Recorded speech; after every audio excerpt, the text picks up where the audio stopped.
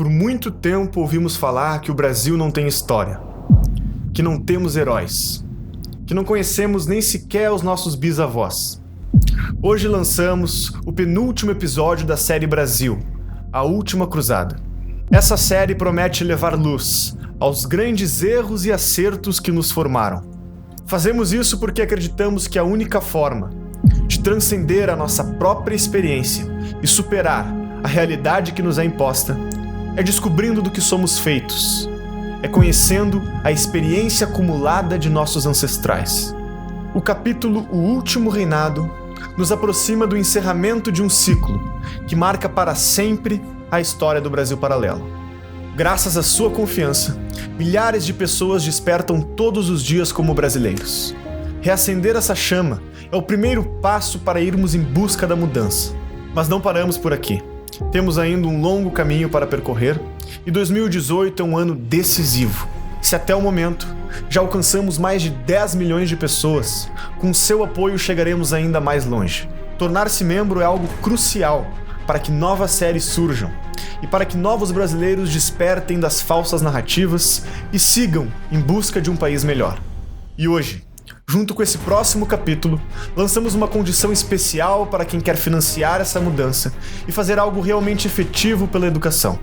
O conteúdo exclusivo da série Brasil, A Última Cruzada, está com valor promocional e por tempo limitado, sendo a última oportunidade para adquirir as mais de 120 horas de conteúdo exclusivo e ganhar como bônus todas as gravações do webinário 2018. Venha ser parte ativa do Brasil Paralelo e seja bem-vindo ao protagonismo da mudança. E até breve.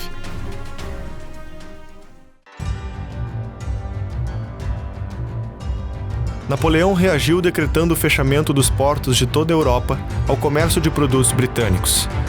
Suas ordens foram imediatamente obedecidas por todos os países, com uma exceção: Portugal.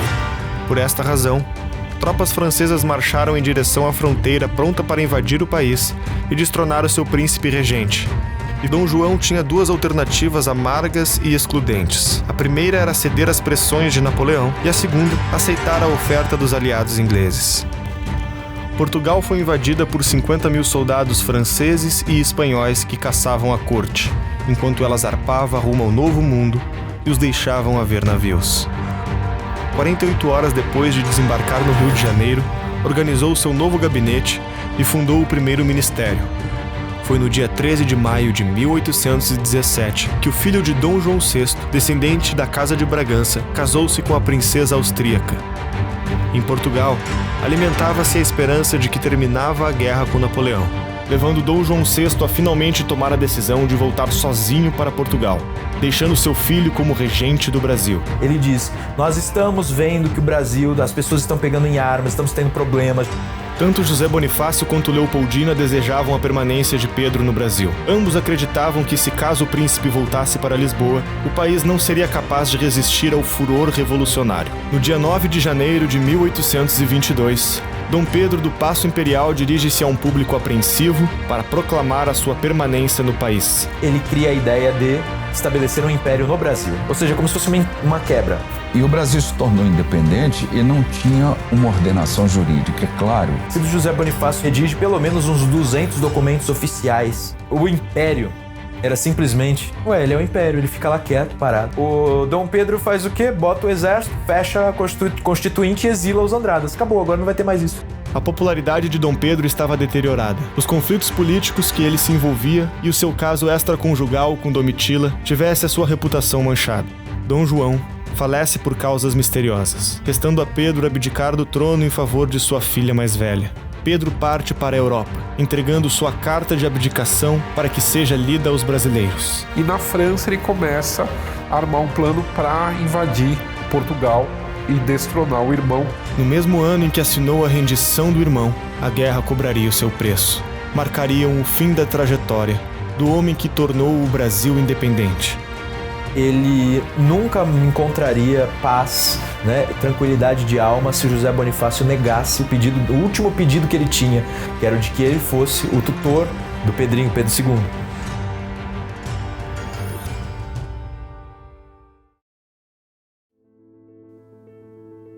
A nossa história monárquica é uma história rica. E não falo isso como uma espécie de ufanismo, que eu não digo que tenha sido a história perfeita. É rica porque nós conseguimos fabricar em profusão grandes homens. Grandes homens.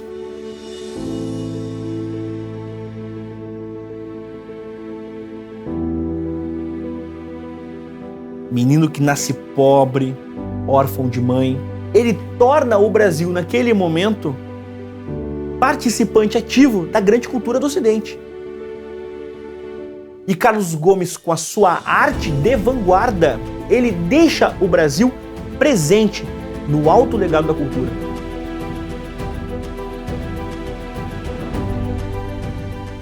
O Machado de Assis ele nasceu no final da década de 30 do século XIX no Rio de Janeiro.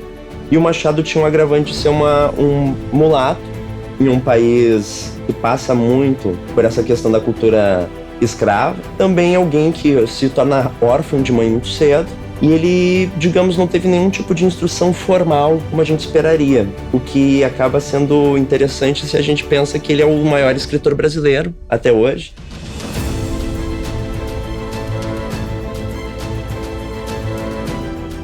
Nabuco era um menino, uma criança, sentado na varanda de uma sangana, se depara, ainda menino, com o escravo clamando acolhimento.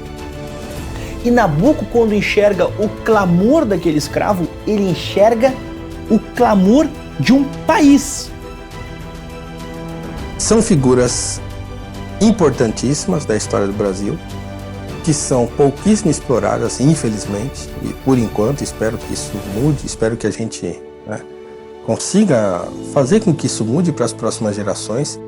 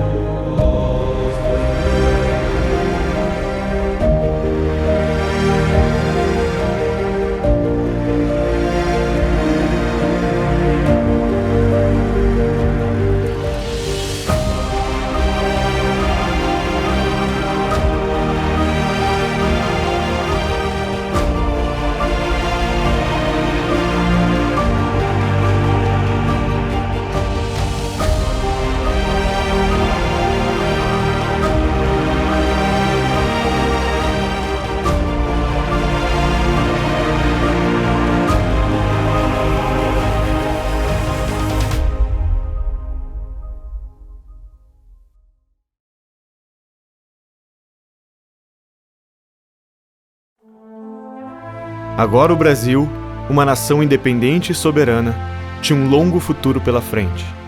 Dom Pedro I havia deixado o país para cumprir a missão de vencer o seu irmão na maior guerra civil da história de Portugal. Quando abdicou do trono, por força da lei brasileira, constituiu-se um governo temporário até que seu filho Pedro II atingisse a maioridade. Foi o período regencial. Pedro I, em seu último ato de amor pelo Brasil, deixou José Bonifácio como tutor de seu filho. Antes de sua morte, Pedro trocou cartas com o futuro sucessor de seu trono. Falava sobre amor à pátria e para seguir os conselhos daqueles que o educavam. Bonifácio estava em casa, depois de ter passado por uma série de questões com Dom Pedro I, enfim. E quando ele foi chamado, ele poderia dizer assim: não vou. Olha tudo que vocês fizeram. Bonifácio poderia ter personificado o país, mas ele percebeu que havia a demanda de educar Dom Pedro II. E por 2 anos ele o ensinou à sua maneira. Ele era um cara que preferia educar com o moleque correndo pra lá e pra cá, que não ensinava etiqueta. E ele queria ensinar botânica no meio das plantas, ele queria ensinar zoologia com os animais, astronomia com observatórios, ele queria ensinar as coisas apontando, ele sabia muito, né? E ele ensinava pra criança, pro Dom Pedro, isso. Só que foram 2 anos. Esses 2 anos, creio eu tenho pra mim, ele ensinou as bases do aprendizado de muitos idiomas. A gente sabe que José Bonifácio falava 11, Dom Pedro chegou a 16. Segundo, deixou no coração do Pedro um amor profundo pelo conhecimento, pelo saber, e um amor profundo pelo Brasil. Exatamente o que o Pedro I queria, lembram-se? Honra, patriotismo e saber. Tudo ia bem até que os inimigos de Bonifácio começaram a conspirar para retirá-lo do cargo. Num primeiro momento, alegaram que o menino estava virando um selvagem e que Bonifácio não estava apto para ser tutor do futuro imperador. A oposição de Bonifácio não recuava. Para tentar retirá-lo do cargo, acusaram-no de cometer atos inconstitucionais quando era ministro. José Bonifácio, ele sempre foi um político. Então, ele usa o cargo de tutor para fazer política no Rio de Janeiro, na corte. Só que como é que você transforma alguém em criminoso tão rápido? Não transforma, ele foi acusado. E um acusado, mesmo que as acusações não tivessem sido provadas, teria que ser retirado do cargo. E aí eles mandam lá o oficial de justiça para retirá-lo do cargo. Ele dá uns tapas no cara e manda embora, ele não sai. E aí depois eles mandam outro. Ele manda o cara embora com um chute na bunda. Eles têm que mandar um batalhão do exército para retirar o José Bonifácio da tutoria do Dom Pedro II. E aí quando ele sai, ele diz assim: eu só vou sair porque vocês estão assustando as crianças. Vocês estão errados e vão se arrepender. Naquele momento, então, ele perde toda a atuação pública dele. Só que em pouco tempo você vê uma figura pública, né? Parece que se habituou tanto a estar em guerra, né? Em coisas grandes. Quando ele consegue se isolar numa casinha, ele tem aí um problema grave no estômago. E ele começa a ter dores e depois ele tem um problema que devia ser uma espécie de AVC. Eles chamavam de convulsão cerebral. E aí ele fica de cama. José Bonifácio, ele foi um pai. Ele tem essa questão esse peso do sábio, da pessoa mais idosa, mais experiente, mais vivida. Infelizmente, foram poucos os homens homens de saber. Alguns, claro. Por exemplo, a José Bonifácio de Andrade e Silva. José Bonifácio uma vez cunhou o termo: o brasileiro será o novo ateniense se não cair na tirania de Estado. Os homens que amaram o Brasil, um Bonifácio que renuncia o conforto para ser regente, mesmo passando por todos os problemas que ele passou em matéria de convívio político e pessoal. Então ele dizia: a liga de todas as raças aqui no Brasil, sobretudo as principais formadoras, a nativa, a africana e a luso-europeia, geraria uma nova raça que seria brasileira, né? Caracterizaria brasileiro. Então ele dizia: o brasileiro também surgirá desses casamentos. Então ele cria a ideia de mestiçagem.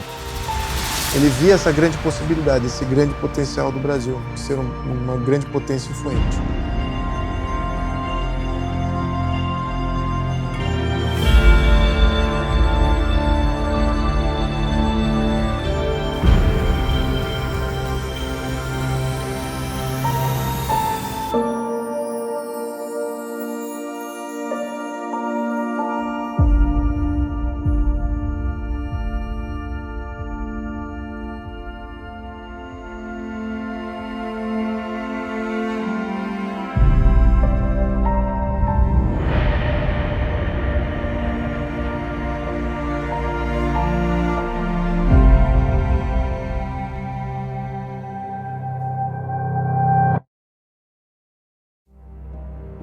Com Bonifácio destituído do cargo, outros tutores assumiram o seu lugar.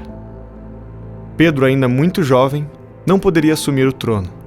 Por votação, assume a regência um dos inimigos de Bonifácio, que o acusara de crimes, Diogo Feijó. Durante o período regencial, consolidaram-se as divisões políticas entre os dois partidos que protagonizaram as disputas ideológicas naquele período: o Partido Conservador e o Partido Liberal. O objeto de divergência entre conservadores e liberais era muito pouco. Os liberais acreditavam que, para garantir a liberdade, o poder não poderia estar concentrado na figura do imperador, e sim nos estados. Já os conservadores entendiam que, naquele momento, para garantir a liberdade dos estados, o poder deveria estar na figura do imperador. Quer dizer, no fundo, os conservadores defendiam a centralização do poder, que era vista pelos liberais como um ataque às liberdades, como uma defesa das liberdades locais que eram colocadas em causa pelas oligarquias locais.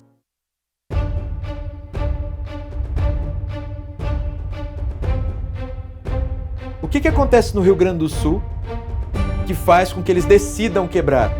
Bom, primeiro tem os liberais no poder. Os liberais no poder aumentam o poder das assembleias provinciais. As assembleias provinciais fortes demais resolvem, não quero mais saber desse império. Primeiro motivo. Aí depois que a gente vai pensar no imposto sobre o charque. Uma falta de representação adequada parlamentar na coroa por parte dos rio-grandenses, um não atendimento por parte dos regentes dos interesses do Rio Grande do Sul, fazem com que, no dia 18 de setembro de 1835, alguns líderes militares e civis decidem que é hora de atacar Porto Alegre para depor o presidente da província e instalar um outro, que não fosse um escravo dos interesses da regência, e sim alguém servidor dos interesses do Rio Grande. A Bahia teve algo parecido, chamada Sabinada. Então no sul eles conseguem a República Juliana também. Então tem a Rio Grandense, a Juliana, que é Santa Catarina, e depois a Bahia, a República Baiense, com o Sabino. A ideia era, aos poucos, eles ir proclamando repúblicas e se unindo contra o Rio de Janeiro. Bom, não deu certo. A Sabinada não durou alguns meses e a Juliana também não durou muitos meses. O que durou mesmo foi a Farroupilha. Mas não se tratava de entender os farroupilhas como separatistas em absoluto. A maioria não quis a separação por entender que o Rio Grande tem que crescer sem o Brasil. A separação foi uma forma extrema que alguns farroupilhas entenderam de se fazer ouvir. E a busca pelo fim dessa taxação sem representação não foi ouvida, de modo que só restou a secessão. Mas o período regencial foi um período de muito mais revoltas do que isso. Se nós ficarmos aqui analisando, foram revoltas, causado pelo quê? Pela descentralização prematura e pela desagregação em torno do centro. Nós tivemos 9 anos com 10 pequenas guerras civis simultâneas em diferentes regiões do Brasil. Eles aumentaram muito irresponsavelmente o poder das províncias. José Bonifácio não tinha avisado? Aconteceu o que ele falou. Como é que você governa uma situação como aquela sem retornar a uma forma ditatorial de governar, sem colocar um tacão militar tentando controlar a sociedade? Nós não voltamos. Diogo Feijó, então, sai do poder, ele renuncia. E quando ele renuncia, entra um conservador. Araújo Lima assumiu o governo regencial em 1838, colocando fim às políticas que geraram as revoltas no período regencial. Os liberais, já não contentes com essa maneira aí dos conservadores de reorganizarem tudo da forma centralista de antigamente, resolvem promover o golpe da maioridade. A ideia de emancipar Pedro era bem vista pelos dois partidos. A presença da figura do imperador era indispensável para a soberania do país, residindo nele o símbolo da união da pátria. Reuniram-se então os políticos dos dois partidos, formando uma delegação que foi enviada ao Palácio de São Cristóvão para perguntar a Pedro se ele aceitaria antecipar a sua maioridade. Com um tímido sim, o jovem monarca assumiria com os poderes plenos a liderança da jovem nação brasileira. No dia seguinte, a Assembleia Geral declarou formalmente Pedro II emancipado. Em 18 de julho de 1841, ocorria a cerimônia de coroação do novo imperador. Sua Majestade Imperial Dom Pedro II, pela graça de Deus e unânime aclamação dos povos, imperador constitucional e defensor perpétuo do Brasil. Ele queria O Congresso brasileiro foi consultado, né? A população queria. O que nós fizemos foi de uma genialidade absoluta. Nós emancipamos Dom Pedro II, que tinha 15 anos. Né? Nós votamos lá que para efeito de assumir o trono, ele já era maior de idade. Eu me pergunto, como é que um processo em que há participação popular, em que o Congresso aprova, né? Em que o próprio pode ser chamado de golpe. Golpe é uma coisa que você faz sempre à revelia da população. Né? Se há uma expressãozinha imprópria na história do Brasil que devia ser mudada, é essa história do golpe da maioridade. Né? Não foi absolutamente golpe. Em 1840 ele assume, mostra uma grande desenvoltura, começa a fazer as instituições funcionar, compreendendo muito bem os defeitos delas, que era difícil você ter partidos bem organizados, modernos, né?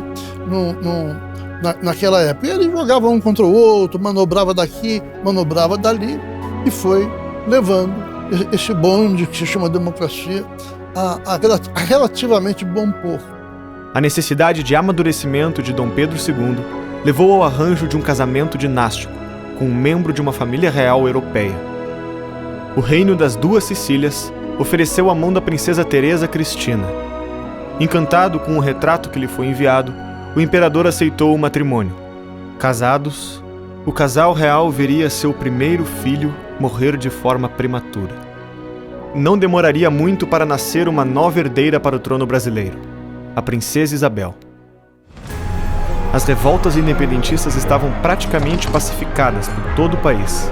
Porém, a Revolução Farroupilha ainda apresentava armas contra os desmandos do governo central. Em um de seus primeiros atos como imperador do Brasil, Pedro II e seus ministros decidiram enviar Luiz Alves Lima e Silva, o futuro Duque de Caxias, para acabar com a Revolução, assim como fizeram com a Balaiada e outras revoltas nos anos anteriores, ganhando assim extrema confiança do imperador e dos ministros. Demonstrando talentos militares e políticos, Duque de Caxias atuou diplomaticamente, conduzindo as negociações à assinatura do Tratado de Paz do Poncho Verde. Foi o fim de um conflito que perdurou por 10 anos. A atuação de Lima e Silva foi tão nobre e correta para com os oponentes que a província, novamente unificada com o Brasil, o indicou para senador. Mas essa não seria a última vez que Duque de Caxias precisaria intervir na região do Prata.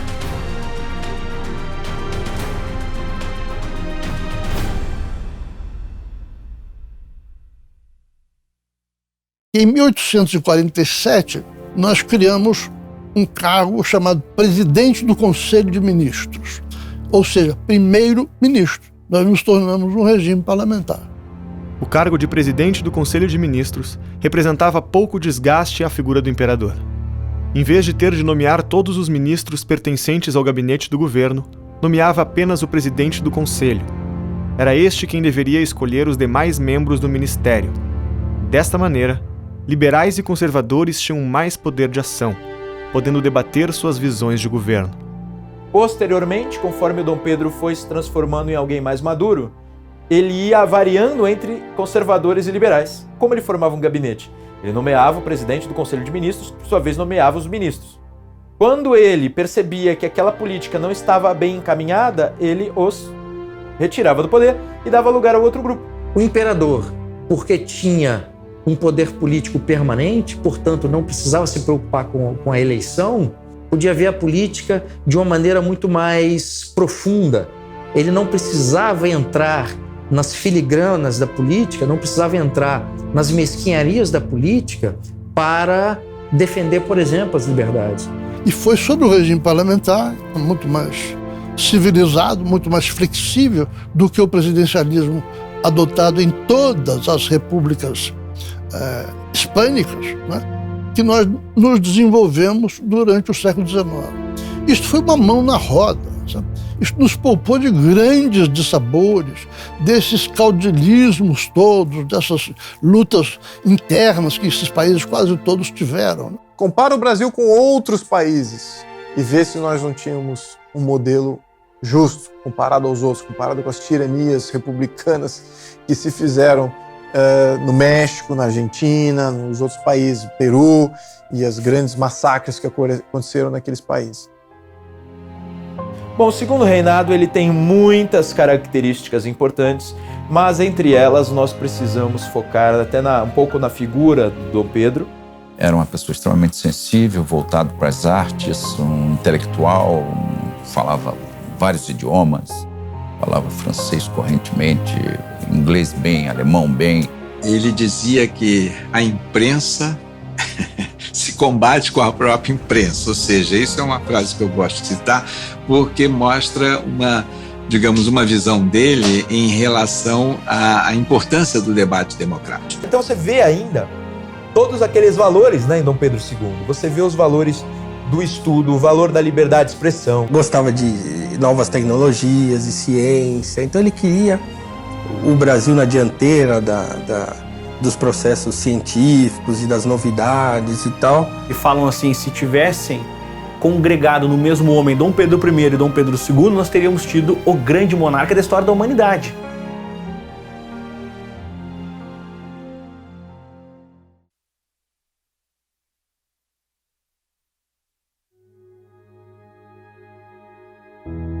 Menino que nasce pobre, órfão de mãe, acolhido pedagogicamente por Dom Pedro II, ao descobrir um talento musical, Dom Pedro II vai entender que há ali um valor humano. E esse valor humano tem potência de valor artístico. E Carlos Gomes vai ter os seus estudos financiados de um modo muito engraçado, inclusive, porque a Imperatriz Teresa, ela defendia que Carlos Gomes fosse estudar na Itália, enquanto que Dom Pedro II defendia que Carlos Gomes fosse estudar na Alemanha, as duas grandes potências da história da música. Carlos Gomes optou por ir para a Itália, desenvolveu toda a sua técnica lá, e na primeira apresentação de O Guarani, no Teatro Scala de Milão, ele torna o Brasil, naquele momento, participante ativo da grande cultura do Ocidente. O europeu preconceituoso poderia entender o Brasil como uma grande selva, o noviço na história do mundo. E Carlos Gomes, com a sua arte de vanguarda, com a sua autocultura, vai demonstrar que o Brasil era protagonista na produção contemporânea de seu contemporâneo das artes. Guarani que realça o valor do índio brasileiro, uma de nossas marcas. E ao apresentar no Teatro Scala o índio brasileiro, ele emociona e, mais do que isso, ele deixa o Brasil presente no alto legado da cultura. E esse mesmo Carlos Gomes volta ao Brasil e apresenta no Rio de Janeiro, pela primeira vez, o Guarani para os brasileiros, com Dom Pedro II, a família real na plateia. Nós temos aí o encontro do escritor de Guarani, do homem Dom Pedro, que enxergou ali a sua criatura, do pai de Carlos Gomes, que teve que se defrontar com uma viuvez e com todos os problemas de uma viuvez. O pai de Carlos Gomes muitas vezes não conseguiu, pela própria quantidade de filhos, dar o carinho e a atenção devida ao próprio filho, mas encontrou ali, naquele momento, na primeira apresentação de Guarani no Brasil, a definição clara do que é a força de uma personalidade. E Carlos Gomes congregou na sua vida a força arrebatadora de um homem ímpar, que amou o Brasil até o fim, amou o Brasil até em seu testamento.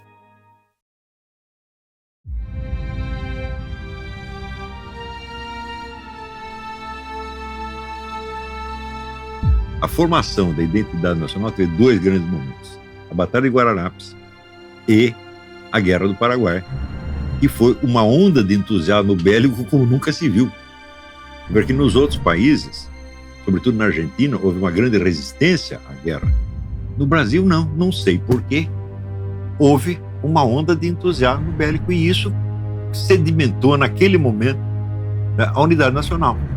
Quer dizer, a cultura brasileira, como bem assinalou o Machado de Assis, era voltada para a busca de uma identidade nacional. E naquele momento a guerra apareceu como a solução mágica da formação da identidade nacional. Vamos examinar como é que começa essa tal de Guerra do Paraguai. O prata sempre foi um problema. Você percebe que nós perdemos a Cisplatina, teve a Guerra da Cisplatina. Mas posteriormente houve uma guerra interna no Uruguai A crise ocorreu por uma disputa de poderes entre os dois partidos uruguaios. A liberdade de navegação nos rios platinos era motivo de divergência entre colorados e blancos, o que atraiu os países vizinhos para o conflito. O Paraguai, vislumbrando maior protagonismo na região, resolveu intervir e apoiar o Partido Blanco. Percebendo a ameaça, Dom Pedro age e faz um acordo com a Argentina para apoiar o Partido Colorado, enviando tropas para o Uruguai e derrubando do poder o governo Blanco. O Paraguai, ele é governado por um sujeito chamado Solano Lopes, e ele tinha um ideário assim, expansionista. Ele era conhecido como um ditador, mas um ditador que é bem visto, né? O problema é que essa narrativa, ela não procede. Isso é simplesmente um paralelo que o professor de escola vestido com a camisa do Che Guevara conta, porque é um paralelo com Cuba. Então eles gostavam de dizer, olha só o Paraguai. O Paraguai alfabetizou todo mundo, aí ele já jogava pro aluno, assim como Cuba. O Paraguai tinha uma boa saúde, protegia o povo, assim como Cuba, assim como Cuba. Então era um paralelo conveniente. A verdade é outra. Solano Lopes era profundamente odiado pela população. Começa pelo seguinte, o pai dele no leito de morte disse para ele, meu filho, jamais entre em guerra com o Brasil. Ele não só entrou em guerra com o Brasil, mas juntou o Uruguai e a Argentina. E de repente o Solano Lopes, ele percebe uma oportunidade. O Paraguai resolveria então se unir com os grupos argentinos, avessos a esse grupo uruguaio que saiu vencedor, com os grupos uruguaios avessos a esse grupo uruguaio que saiu vencedor e retomar o poder no local, criando, digamos assim, uma tríplice aliança contra o Brasil. Ele invade o Brasil e ele sequestra o presidente da província do Mato Grosso e o seu secretário. Ele o sequestra e o prende. Vocês acreditam? Esses caras foram presos e morreram de fome na prisão. Essa história de que o Brasil foi lá acabar com o Paraguai, e realmente a guerra foi complicada, a origem de todo o processo não parte do Brasil, parte nitidamente do Paraguai. E aí ele invade, também ele passa pela Argentina para tentar ir no Uruguai virar o jogo, né? O problema é que ninguém se uniu a ele nesse processo. O Brasil consegue estabelecer aí acordos diplomáticos e é formada a Tríplice Aliança, mas junto com o Brasil. Brasil, Argentina e Uruguai assinam um acordo para entrar em guerra contra o Paraguai. Era praticamente impossível que o Paraguai se saísse bem nisso. Para fazer frente à ameaça militar paraguaia, o Brasil precisou fortalecer o seu exército. Eu lembraria o seguinte, que quando a guerra começa, o Paraguai estava com 85 mil homens em arma com equipamento de último tipo. O Brasil estava com 20 mil com equipamento defasado. Apelando para os sentimentos do povo brasileiro, Dom Pedro cria a Unidade Militar dos Voluntários da Pátria. O imperador acabou sendo impedido pelo Conselho de Estado de ir pessoalmente ao fronte de batalha. Contrariado, Dom Pedro fez um memorável pronunciamento, dizendo que se o impedissem de ir como imperador, nada o impediria de ir como voluntário da pátria.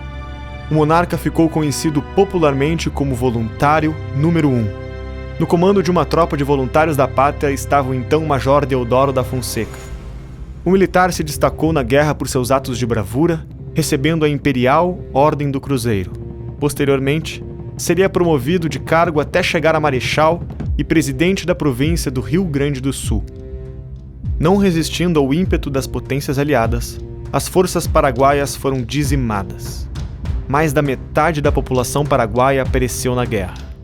O sangrento conflito deixaria numerosas baixas de todos os lados, vindo o Brasil a perder mais de 50 mil combatentes. Com a vitória próxima, Duque de Caxias envia mensagem a Dom Pedro II, comunicando que a guerra estava quase ganha. Dom Pedro II já estava num momento que ele estava fragilizado, ele já estava fazendo viagens pelo mundo, e quem ficava ali era mais a princesa Isabel como regente. E o marido dela influenciava, seu marido Conde d'Eu. E o Conde d'Eu viu aquilo e disse, não acabou a guerra, nós só vamos acabar quando prendermos Solano Lopes.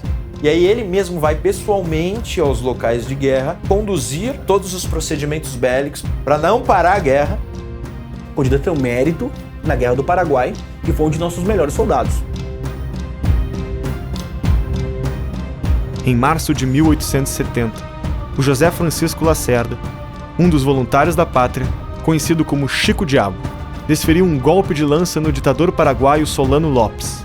Após 6 anos de batalhas e sangue derramado, terminava assim o maior conflito da América do Sul. Devemos aos militares. A unidade nacional foi o Duque de Caxias. Deter a invasão e a afronta do Solano Lopes no Paraguai devemos aos militares.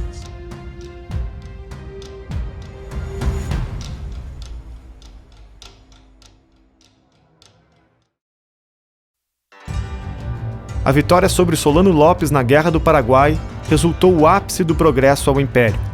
Aos poucos, percebia-se o fim do sistema colonial através de aprimoramentos tecnológicos e das reformas legislativas. Começam a surgir indústrias, serviços variados, bancos e usinas, que eram financiados e mantidos por empreendedores locais. No início do Brasil Império, a família imperial ela chega como talvez a família mais rica. Mas no final do século XIX, ela já não era nada disso.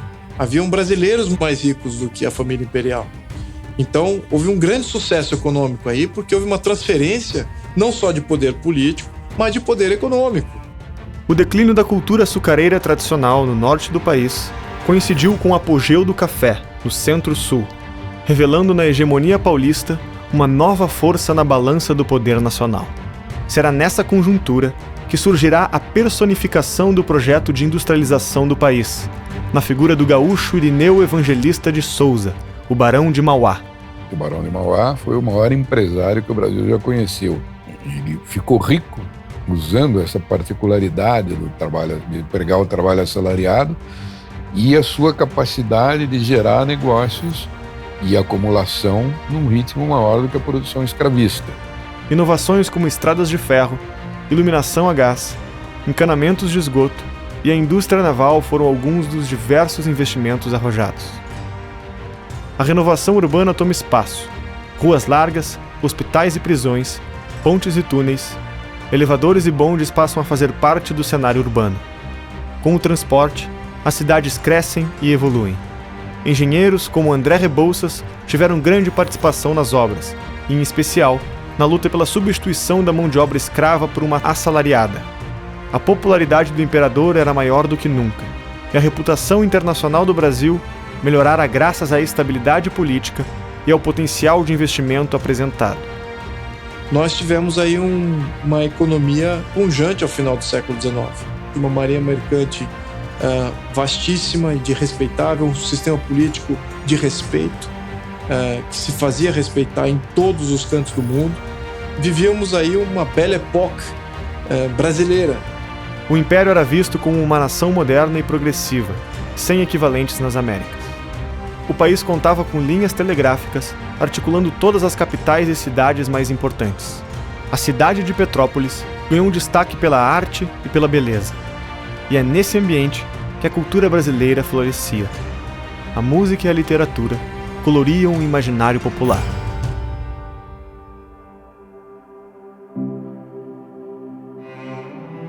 É difícil falar sobre Machado de Assis, porque muito já foi dito. Ao Machado, fundador da Academia Brasileira de Letras, o moletinho no Morro do Livramento, o menino pobre que nasce, que se desenvolve, órfão, que perde irmã, que é marcado decisivamente pelo luto, que tem um processo ímpar de autoeducação, frequentador assíduo do Real Gabinete Português de Leitura, a esse Machado tantas vezes sublinhado. O Machado chega com toda essa herança de ser uma exceção. Alguém sem formação, sem nome de família, sem ninguém que valesse por ele. E ele acaba, então, digamos, tendo todo um percurso de trabalhos informais que vão munindo o Machado de instrução, de leituras, o que acaba sendo interessante se a gente pensa que ele é o maior escritor brasileiro até hoje. Um aspecto que poucas vezes eu tenho visto ser lembrado, que é o Machado envolvido com as grandes questões do Brasil. Ele vai ser aquele que vai ter uma leitura extremamente profunda do nosso país. A gente tem uma história brasileira com todas as nossas mazelas, né? A gente vê isso problematizado e humanizado. E a gente vai aprender o Brasil lendo Machado. Ele escreveu textos como, por exemplo, o conto Pai contra Mãe, o Caso da Vara, que explicitam os absurdos do próprio sistema escravocrata. Ele não vai ter se cegado, como muitas vezes o acusam. Machado foi um homem que preocupou-se com as coisas dos homens. Machado de Assis é um gênio, escreve maravilhosamente bem, é um cara que tem essa ambição metafísica, ele esclarece, né, muitas coisas do nosso comportamento humano. Os leitores que se encantam por Machado porque ali tem um problema terrível, que é: eu devo ser um dissimulado ou não para eu encarar a vida?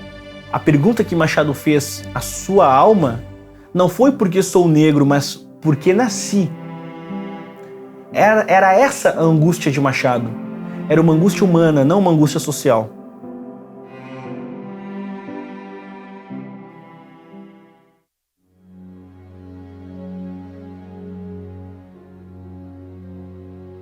Dom Pedro II, no contexto da atuação política, teve grandes méritos, estabilizou nossa economia, fez o Brasil um protagonista no mundo, foi um homem de grande retidão fiscal. Porém, na questão religiosa ele atuou muito mal, perdeu a igreja, perdendo a igreja, perdeu a coroa. O Brasil tinha herdado de Portugal dois institutos de relação Estado-Igreja. Pela Constituição de 1824, a Igreja Católica Apostólica Romana era oficial. E os dois institutos a que me refiro se chamam beneplácito e padroado. O padroado era basicamente a característica do Estado gerir a Igreja. O segundo ponto era o beneplácito. O beneplácito vem a bula papal, vem a ordem do Papa, e o imperador tinha autorização para aceitar ou não. Não teria valor ao clero do Brasil nada que o Papa falasse sem que o imperador assinasse embaixo. O imperador tinha não só a prerrogativa de sancionar as bulas papais, o documento, quer dizer, ele era o chefe da igreja, virtualmente. Um desses documentos assinados pelo Papa proibia o casamento entre católicos e maçons. O imperador não assina. Pio IX faz isso. Tá valendo, continua casando maçom com católica. Acontece que um bispo, o famoso bispo de Olinda, né, Dom Vital, resolve: não vou casar, pode parar esse casamento. Imagina o escândalo. Pode parar esse casamento aí que eu não vou casar, esse cara é maçom. O Satanás aí. O que acontece?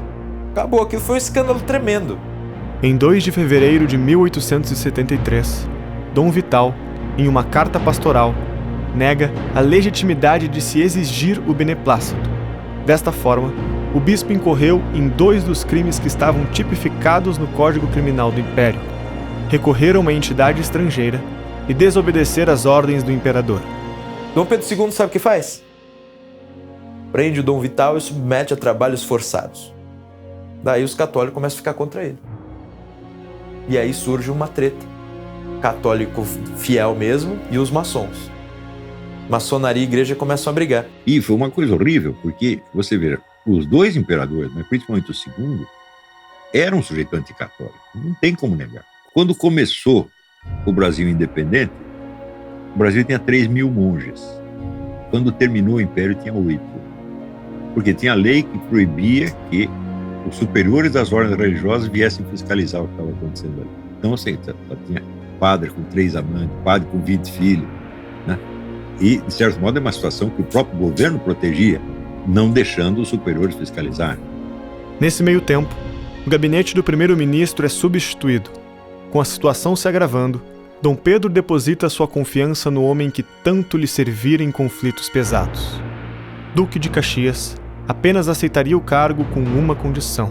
Ele fez ver ao imperador que a solução passava pela anistia incondicional dos bispos, que era a única forma de evitar uma crise mais aguda. Mas aí ele os liberta, tá? Se desculpa lá, tudo, mas você percebe que não pegou bem.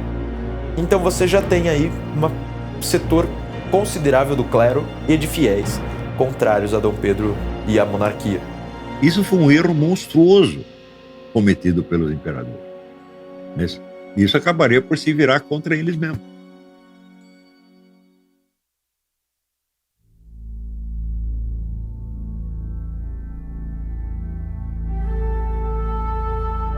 Quando nós pensamos na vida de Nabuco, falamos de alguém que nasce em um ambiente aristocrático, vindo de uma formação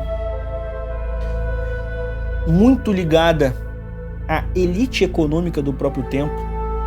Nabuco era um menino, uma criança, sentado na varanda de uma sangana, comendo fruta acompanhado de sua madrinha gorda, querida, que o amava, viúva ela, e Nabucco sentado se depara, ainda menino, com o escravo clamando acolhimento.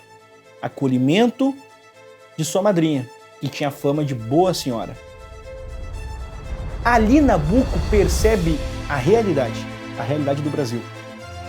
E Nabucco, quando enxerga o clamor daquele escravo, ele enxerga o clamor de um país naquele momento. E ele sempre será o menino do Maçangana, porque aquele encontro com aquele escravo foi decisivo para toda a sua vida, toda a sua formação política. Naquele instante, Nabucco viveu a sua queda de cavalo. Naquele instante, as escamas caíram dos olhos de Nabucco. Aquele encontro foi decisivo e ele entendeu que ele tinha uma missão.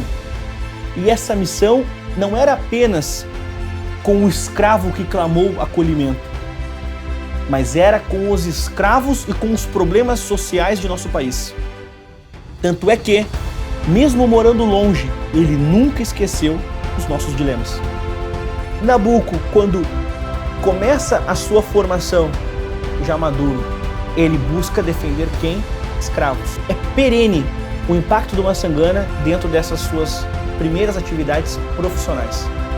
Vai estudar, voltar para o Rio de Janeiro, se tornar advogado, se tornar diplomata, vai se converter ao catolicismo, vai ser monarquista, vai mudar suas concepções políticas.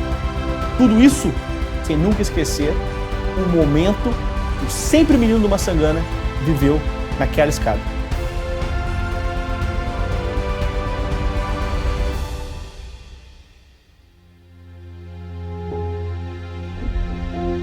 A abolição sempre foi um tema que ficou na cabeça do imperador e da princesa Isabel. E muitas daquelas figuras do parlamento brasileiro e também das figuras públicas encabeçaram o movimento, né? E o império sempre veio junto com esse movimento. Dom Pedro II, inclusive, para que o seu exemplo público fosse visto como um símbolo abolicionista, ele não andava com escravos na rua, mandou abolir aquela coisa de andar com escravos carregando ele. Então ele, pelo exemplo, ele tentava contagiar, enfim, a sociedade brasileira e os próprios escravocratas para que a abolição fosse uma realidade. A primeira tentativa de reduzir a escravidão foi ainda no período regencial, através da repressão ao tráfico de escravos. A Lei Feijó proibia a importação de escravos, além de declarar livre todos os cativos trazidos para terras brasileiras a partir daquela data, mas foi ignorada por décadas, devido à falta de fiscalização. Por isso, essa lei ficaria conhecida como Lei para Inglês Ver. Em 1850, aí sim tem a famosa Lei Eusébio de Queiroz, que aquela não foi para inglês ver. O governo resolveu cobrar. A partir de então, o tráfico estava extinto. E depois nós temos a lei que dizia que todo negro nascido de mãe escrava seria então livre, que é a lei do ventre livre. Depois de 50, todos nasceram livres. Depois, nos 60 e poucos, se fez a lei do sexagenário, liberava aos 60 anos.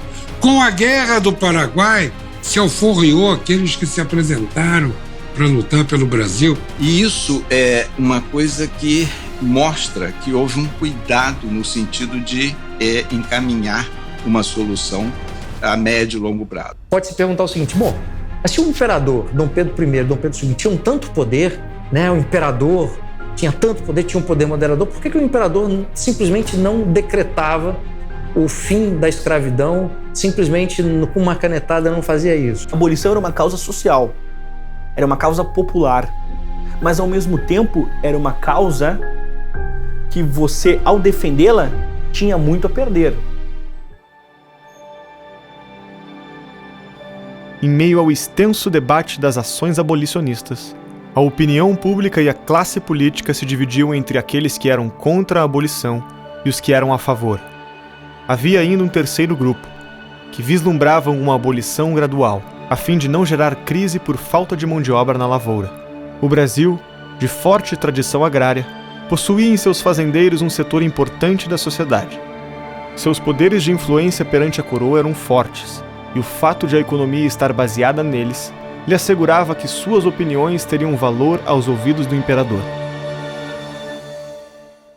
Cada um desses grupos abolicionistas e escravocratas justificavam suas posições de determinadas maneiras. Por exemplo, havia a escravocrata que defendia a preservação da escravidão porque a ruptura, né, a abolição de uma hora para outra faria com que o país se diluísse, que o país entrasse num processo de ruptura e o Brasil se transformaria no que se transformou as colônias espanholas. Os abolicionistas, liberais e conservadores, diziam que era um absurdo, já que outros países já tinham abolido a escravidão, que o Brasil mantivesse essa infâmia que manchava a história do país. É preciso lembrar que na década de 1860, você teve a Guerra Civil Americana, que foi causada principalmente por causa da dissidência em relação à abolição dos escravos.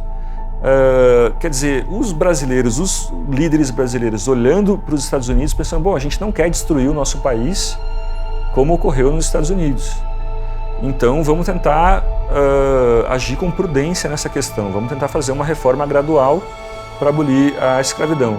Ou seja, acelerar processos políticos, por um lado, pode causar o esgarçamento da malha social. Foi um longo processo, né, de negociação com essas elites políticas que resultaram em leis que promoveram a transição até a abolição. Dom Pedro II estava muito doente. Com sua saúde cada vez mais frágil, os médicos recomendaram que ele fizesse o tratamento na Europa. Partindo em junho, em meio a grandes saudações da população, assim como seu pai havia feito anos antes, Pedro II deixou o futuro do Brasil nas mãos de uma mulher, sua filha, Princesa Isabel. A Princesa Isabel foi uma grande abolicionista. Tudo que ela pôde fazer, né, nos bastidores da política e publicamente ela fez para que a abolição fosse uma agenda vencedora. Por vários motivos. O primeiro Dom Pedro II estava mesmo ficando velho, eram nos sonhos dele ver isso acontecer. Depois, ela tinha uma oportunidade de tentar mostrar que o terceiro reinado seria humanitário, que ela tinha postura de rainha, certo? E ela teria que enfrentar, no caso de assinar uma lei, setores muito fortes do organismo social brasileiro. Dizem historiadores que Ana tinha toda a sabedoria de Dom João VI, toda a ousadia de Dom Pedro I, toda a sabedoria de Dom Pedro II e a fé da sua mãe, Dona Teresa Cristina. E foi a Princesa Isabel que disse, quando disseram a ela, você pode estar assinando a abolição e o fim da monarquia. Ela disse, eu pago qualquer preço para libertar esses homens. Querendo ou não, e pode o movimento negro tentar apagar a sua figura ou não, se não fosse a Princesa Isabel, eu não sei ainda quanto tempo demoraria para que, de fato, a abolição viesse, né? Dom Pedro I e Dom Pedro II eram declaradamente abolicionistas, declaradamente. Todas as leis abolicionistas, inclusive a lei da abolição da escravatura, foram feitas sob gabinetes conservadores. Porque a escravidão, além de ser imoral, é economicamente ineficiente no longo prazo. A mão de obra salariada paga é muito mais eficiente. Então, se teve incentivos morais e éticos, mas também teve incentivos econômicos. A escravidão é o grande calcanhar de Aquiles da história brasileira. E a forma como ela foi superada é motivo de orgulho. Lei 3.553, de 13 de maio de 1888, artigo 1º, é declarada extinta a escravidão no Brasil. As notícias sobre a assinatura da lei pela Princesa Isabel logo invadiram os corredores do palácio e infestaram as ruas da capital imperial, cativando a todos. Foram dias de festa, né? Não foi um dia, né? Uma semana inteira de festividades e discursos. As ruas logo seriam tomadas, em uma confraternização jamais vista. Era o dia do aniversário de Dom João VI, aquele que transformou essa terra em nação. Alguém que adorava tanto o Império Tropical, que chorou em sua partida sem volta. Nesse dia, pelas mãos da bisneta de Dom João VI, um povo inteiro se redimia. Foi um momento de união e festividade para todos os brasileiros. Desta vez, não pela guerra, mas pela confraternização de um povo que conquistava finalmente a harmonia de considerar todos iguais perante a lei. O que Bonifácio projetara se cumpria mais uma vez. Nas reuniões da Constituinte de 1823, o velho sábio já havia apresentado um projeto de gradual extinção do regime escravagista, alertando sobre os benefícios econômicos e humanitários que o país teria ao inserir os escravos em um sistema de trabalho livre. Se vivo estivesse, José Bonifácio não perderia a grande festa que corria aos 4 cantos do Império. Da mesma maneira, Pedro I não hesitaria em cumprimentar o seu filho e sua neta pelo grande ato. O primeiro imperador jamais escondeu a sua intenção de abolir o nefasto sistema em suas cartas, e dizia saber que o seu sangue era da mesma cor que o dos negros.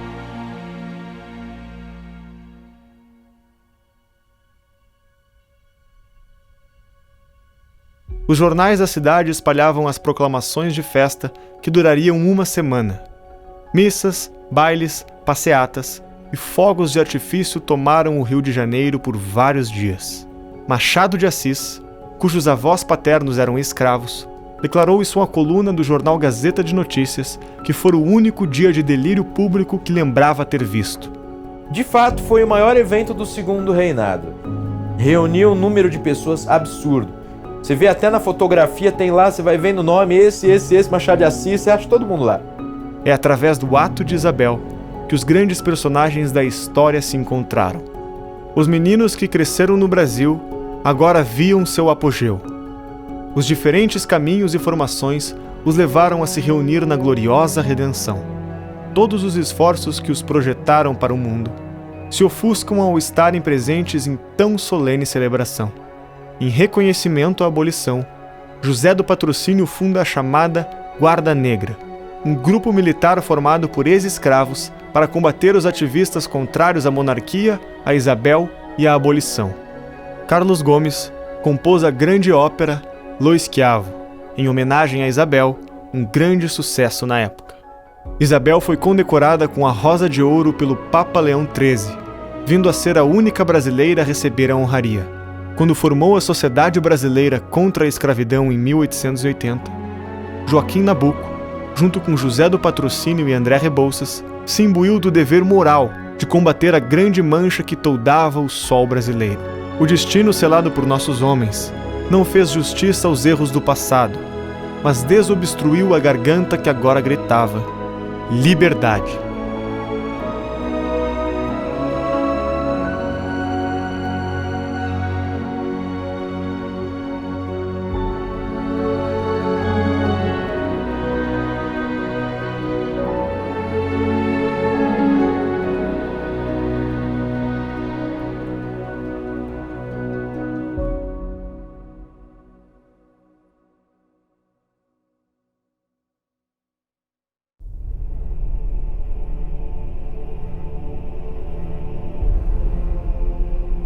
Naquele momento, você já reunia os donos das grandes fazendas, ou seja, o centro da economia, o exército, a igreja e parte da maçonaria. Não tem como. Desabou. Os militares voltaram da Guerra do Paraguai muito ressentidos com o status baixo que tinham na sociedade brasileira. Como funcionários públicos, eles eram equiparados aos escalões mais baixos. Então se revoltaram os donos de escravos por causa da libertação dos escravos, então ele conseguiu juntar praticamente todo mundo contra ele. E aí, do ponto de vista mental, das filosofias, das ideias em jogo, só ganhava espaço o positivismo e o federalismo, a imitação dos Estados Unidos. Então você tem o quê? Teses americanistas e teses positivistas circulando no mundo mental do Brasil do Segundo Reinado. O positivismo vem da França, com Auguste Comte, e entra no Brasil pelos militares com essa ideia de que nós temos que romper, né, de certa forma, com a tradição, as tradições monárquicas, etc., que a gente vinha da coroa portuguesa, para uma sociedade racional, planejada por tecnocratas. Os positivistas, eles basicamente, se eles não são os primeiros revisionistas, porque eles não tentam recontar o passado, eles, pelo menos eles são as primeiras pessoas a apagar o passado. Eles passam a borracha e falam, olha, não olhe mais para trás, olhe só para frente. Você teve uma influência muito forte do positivismo, né, na escola militar, aqui do Realengo, no Rio de Janeiro, em que havia literalmente uma doutrinação positivista junto à juventude militar. Ele atrai os militares por quê? Porque apesar de ele ser revolucionário, ele não é revolucionário no sentido marxista da luta de classes, né? Ele é revolucionário no sentido de que ele quer refundar a sociedade a partir de uma visão teórica, né? Saído quase literalmente da cabeça de um filósofo. Você vê que as ideias do positivismo, elas se impregnaram na cabeça dos nossos militares tão fundo que, de certo modo, estão lá até hoje. O exército brasileiro, ele é uma coisa positivista por definição. O povo, em geral, ele é sempre manipulado por interesses de alguns. E, naquela ocasião, havia pessoas com interesses em que a monarquia fosse substituída por um outro sistema.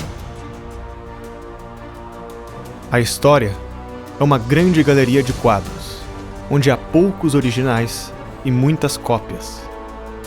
A história acabou por encontrar o Brasil. No símbolo centenário da Revolução Francesa, o destino de um povo seria redefinido. Os interesses de poucos sequestraram o futuro de muitos. No início do século XIX, quando a família real portuguesa se instalou no Rio de Janeiro e fundou o Império Brasileiro, foi plantada uma semente. Essa semente foi cuidada para que crescesse em terra fértil, para dar bons frutos. Cresceu, frutificou e obteve vigor ímpar. Porém, não se pode dizer o mesmo sobre os países que cercavam o Brasil, que cresceram entre pedras e não formaram raízes, ou foram sequestradas e perderam seu destino. Enquanto a América Latina era um conglomerado de repúblicas com sucessivos golpes e ditadores guerreando pelo poder, o Brasil era uma monarquia constitucional. A coroa, o parlamento e a justiça eram instituições sólidas e alicerçadas no Estado de Direito, nos princípios constitucionais e nas práticas democráticas. Porém, neste momento, era a vez de o Brasil ter a sua semente roubada. As insatisfações de alguns setores da sociedade não seriam por si só motivos para a queda da monarquia. Porém, interesses escusos agregariam esses descontentamentos e cometeriam um atentado à vontade do povo. Impregnados pela mentalidade positivista, os republicanos tentavam disseminar as suas ideias a qualquer custo, porém sem sucesso. A ideia de república não era aceita pela população brasileira. Os candidatos do Partido Republicano raramente se elegiam para algum cargo. Tendo em vista que os republicanos não tinham o apoio da população, a única forma de tomar o poder seria através de um golpe militar. As chances de sucesso desse golpe eram mínimas, pois a Marinha do Brasil era extremamente fiel ao Império. A única esperança dos republicanos estava depositada em Marechal Deodoro da Fonseca, herói da Guerra do Paraguai, mas que estava insatisfeito com o desprestígio da monarquia em relação ao exército. Essa tarefa não seria fácil, pois Deodoro era amigo pessoal do imperador. Foi quando o major Solon Ribeiro colocou em prática uma armadilha para cooptar Deodoro. Solon fez circular uma história inverídica de que o governo havia mandado prender Deodoro da Fonseca junto com Benjamin Constant e o próprio Solon Ribeiro. Os boatos provocaram o efeito desejado. Revoltadas, as tropas se rebelaram nos quartéis. Foi quando o presidente do Conselho de Ministros, Visconde de Ouro Preto, tentou falar com os chefes militares para apaziguar a situação nos quartéis, sendo ignorado. Na manhã do dia seguinte, Marechal Deodoro e suas tropas marcharam até a frente do quartel-general, onde estava o Visconde de Ouro Preto. Sob ameaça, Deodoro expulsou o ministro do cargo. É o exército armado, na rua, sem nenhum apelo popular, indo avisar para um ministro que você não tem mais o cargo e não se atreva a retomar. E Dom Pedro II, a gente vê o que faz. Apesar de ter demonstrado firmeza ao destituir o ministério, a queda da monarquia não foi anunciada. Os republicanos temiam que ele poderia se entender com o imperador e formar um outro gabinete apenas para substituir Ouro Preto. Se isso acontecesse, seria a morte do ideal republicano. Era necessário agir rápido. Os positivistas e aí os revolucionários republicanos achavam que se não desse o golpe num período muito curto após a abolição da escravidão, que eles iam perder as suas bandeiras. Qual que era a bandeira dele? Federalismo, que era para onde já estava caminhando a monarquia, né? E o fim da escravidão, que foi abolida pelo Império. Em vez de se dirigir ao Palácio Imperial em Petrópolis, onde estava Dom Pedro, Deodoro voltou para sua casa. Ele estava doente e precisava descansar dos acontecimentos daquela manhã. Aproveitando-se de suas fraquezas, os republicanos viram uma oportunidade para executar o golpe. Redigiram então a moção da proclamação da República, em que Deodoro seria nomeado chefe do governo provisório. Os revolucionários foram até a casa de Marechal para tentar convencê-lo de assinar. Para garantir a assinatura, os republicanos tinham de contar mais uma mentira. No entardecer do dia 15, foram dizer ao Marechal Deodoro que o imperador havia convidado para a presença com os ministros, no lugar do Visconde de Ouro Preto, um político gaúcho, Silveira Martins. Deodoro tem um sobressalto, não é esse não, por nada desse mundo. Porque ele, quando Deodoro fora comandante da Praça de Porto Alegre, Deodoro havia disputado com Silveira Martins os amores da filha do Barão do Triunfo. A filha do Barão do Triunfo, que é Adelaide, preferiu ao Silveira Martins. E quando disseram esse não, ele disseram esse não, também, então assine aqui. Apresentaram a ele o documento de proclamação da República. Ele teve a fraqueza de assinar. Quer dizer, a República é um regime que nasceu da disputa de dois homens com uma mulher. Essa é a realidade. Mais tarde, dirigiram-se à Câmara Municipal, onde proclamaram a República. Na improvisada cerimônia, com a falta de símbolos genuinamente brasileiros que representassem o novo regime, foi preciso improvisar. Não por coincidência, foi executado o hino nacional da França, berço dos revolucionários franceses, e foi hasteada uma bandeira que imitava dos Estados Unidos, mas substituindo as cores originais pelo verde e amarelo. Em Petrópolis, Dom Pedro recebeu o telegrama de Ouro Preto, relatando os acontecimentos. Dom Pedro II, fragilizado de saúde, percebe que a situação está difícil. No dia seguinte, os republicanos decretaram a expulsão da família real do Brasil, determinando um prazo de 24 horas para que o imperador deixasse o país.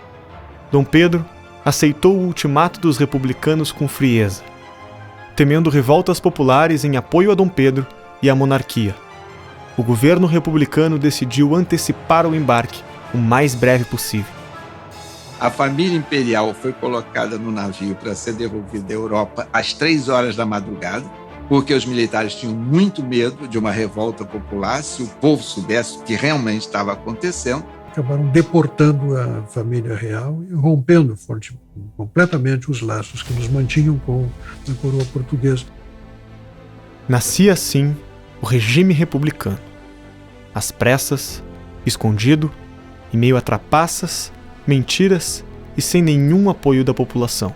A República, eu digo que foi um golpe mal planejado. No fundo, o que houve era um golpe para derrubar o Ministério Ouro Preto. Toda a conspiração já estava sendo feita pela área positivista, ou seja, o alto escalão, médio escalão do Exército, que, na verdade, havia já mobilizado as tropas para que a deposição do governo Ouro Preto se tornasse no golpe militar. O manifesto que o governo provisório divulgou naquela noite anunciava que o exército tinha declarado a deposição da família imperial e o fim da monarquia, mas em nenhum momento mencionava a palavra república. Benjamin Constant afirmou na noite do dia 15 que no momento oportuno a nação seria consultada sobre a troca de regime. Essa consulta prometida aconteceria somente um século mais tarde, em abril de 1993. Ou seja, 103 anos após o 15 de novembro de 1889. Os brasileiros finalmente foram chamados a decidir se o Brasil deveria ser uma monarquia ou uma república. Tivemos 103 anos de uma república provisória. A estabilidade foi uma grande marca de nossa monarquia, marca essa ímpar. Ela nasce e ela morre com a mesma Constituição. A forma como ela morre foi uma forma digna. Ela morre com Dom Pedro II carregando terra brasileira dentro de uma fronha. Ela morre com a abolição. Ela morre com homens irreparáveis na sua conduta pessoal. E, inclusive, de modo, dentro da comparação com a nossa própria história, são referências da conduta particular. Saem de cena com respaldo popular. Respaldo esse que não se justificava apenas à luz da elite, muito pelo contrário. A popularidade de Dom Pedro II ela era saliente. Inclusive o próprio termo proclamação da República era sim um atentado, uma verborragia. Não há movimento popular. Não há uma queda da Bastilha brasileira. Há muito pelo contrário, as pessoas enxergando assim, perplexas. E se tivessem tentado mobilizar belicamente uma resistência, teriam conseguido. A Marinha, por exemplo, era monarca. Teriam conseguido. Tenho para mim que Dom Pedro II resolve aceitar o exílio em 24 horas. Ele não aceita o dinheiro que lhe é oferecido, mas ele aceita o exílio justamente para não criar uma guerra fratricida. Deodoro sabia que Dom Pedro II nunca tinha roubado nada. E que Dom Pedro II ia para o exílio pobre. E mandou um emissário oferecer a Dom Pedro II uma quantia muito grande. O imperador, quando recebeu o oferecimento, perguntou ao emissário Deodoro de onde vem esse dinheiro. Do Tesouro Nacional. Por ordem de quem? Do Marechal Deodoro. Isso foi votado pelo parlamento? Não.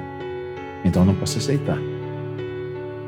Nos tomaram o Dom Pedro II, nosso monarca, nosso soberano, que mesmo naquela época ele sempre foi considerado como o melhor monarca da sua época, do mundo, o mais querido pelo povo, o que fazia melhores obras pelo seu país, mais aberto à ciência, ele trazia a ciência para o Brasil. Em muitas coisas ele foi pioneiro nessa área científica. E vão tirar esse homem? Por quê?